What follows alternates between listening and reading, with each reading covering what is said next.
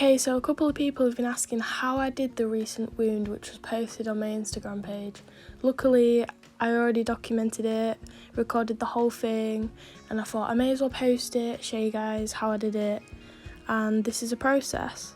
So I'm just starting by rolling up some scar wax, and it doesn't have to be perfect, but try get rid of any lumps in the scar wax, that might interfere with how it'll look at the end. Or it might not be as easy to blend if there's a lot of lumps in it, it makes it a lot harder.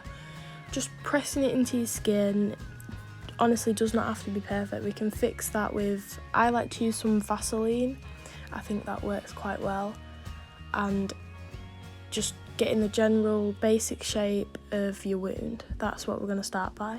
So as you can see, I'm now doing the sides. I've done the top and the bottom, and I'm just adding to the sides, blending that in, really pressing it into the skin.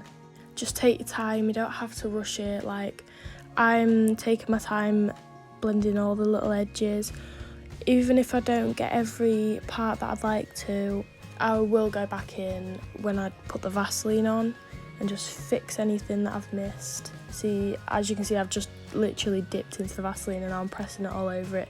It really does help smooth out all those edges, and if there is any lumps, it does help smooth them out a little bit more.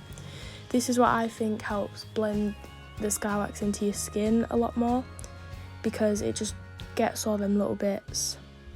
Make sure you're not pressing too hard on the thicker bits of the scar wax, because you will lose your shape, and that is not what we're trying to do. If you're going to press hard, do it at the edges, as it will genuinely help you blend it out a bit more. I do like to go in with a baby wipe to smooth out the edges a bit more. I genuinely feel like that helps a lot with the blending and the realism of the scar wax. I honestly feel like that helps. That is a go-to for me. And then I just stipple some tweezers or pull at the scar wax, spreading it out just to create some more texture of the skin so it's not all flat. And you don't want it to be perfect on the inside. That is, you can be messy with it, you can do anything you want really, you just want to create a lot of texture. I do go in again with the baby wipe, as you can see, and then this is where I'm at currently, and then again with the Vaseline just to smooth everything else out. I feel like every artist does everything differently, nothing is exactly the same, and personally I like to use liquid latex. I put it over the scar wax and it acts like a barrier between the blood and the skin, because sometimes depending on what blood you use you can get a bit of a stain, and if you've got somewhere to go after you've done the look, you don't really want to have stains on you, do you? So I do like to use latex as a barrier. I think it helps a lot. And I just dry that with a hairdryer. I'm not the most patient person in the world, so it helps. I like to then go in with either a translucent powder or just a setting powder out of your normal makeup routine. It doesn't honestly matter. You just want to take away some of the shine from the latex, as it will leave a shine. But you don't honestly have to mattify the whole thing, because your skin does have a natural shine and you want this to be as real as possible. So I do recommend doing that. I do like to use a natural blush to create some irritation if I'm not using a colour wheel or any other kind of palette to create the skin tone, but I feel like the scar wax that I've bought does match me quite well. It just needed a more pink tone to it. Even though I do have a yellow undertone to my skin naturally anyway, I am adding some irritation, so a blush does help create that look very subtly. I have gone in with a yellow tone and a reddish sort of pink just to give it some colour to the inside of the wound, and I will be dipping from a purple, blue, black sort of tone, all three, just to create some depth in the wound, because you do need some depth and then it will look more deep, but you don't want to cover the whole thing in black. That is one mistake I used to make when I first started, and it doesn't look that great, very not realistic at all, but everyone's got to start somewhere, right?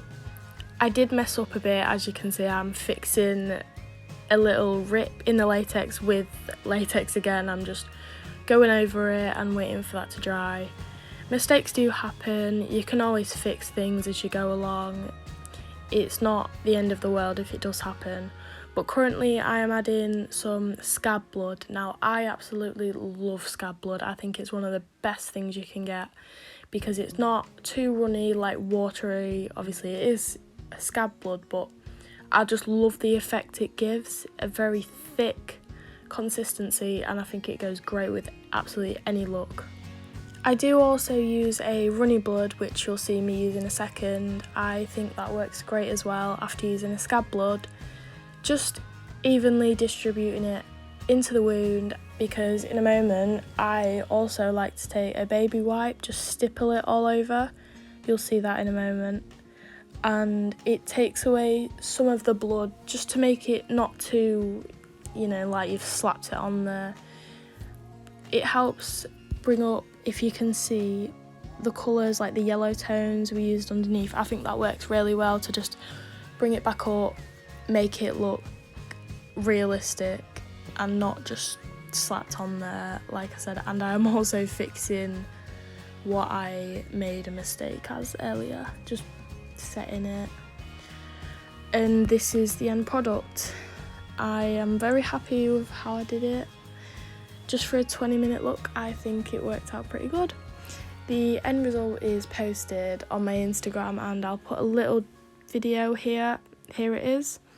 I posted this on TikTok, but it did get taken down.